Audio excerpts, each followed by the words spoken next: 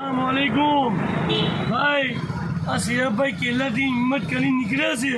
તો અમે બી ભાઈ 2023માં પ્રોસેસ ચાલુ કરીએ છીએ આપણે અમનેથી પ્રોસેસ તો 2023માં અમે બીજા ત્રીજા મહિનામાં કે ચોથા કે પાંચમા મહિનામાં અમે બી ભાઈ ચાલતા નીકળશું ગોધરાથી મક્કા મદીના જવા બદલે સમજા પહેલાં દુઆ કરજો અમે બી ભાઈ 6-8 જણા ચાલતા નીકળશું ગોધરાથી મક્કા સમજા ભાઈ એટલે દુઆ કરજો એટલે અમારો પેદલ સફર આસન કરે એટલે બધુંને પેદલ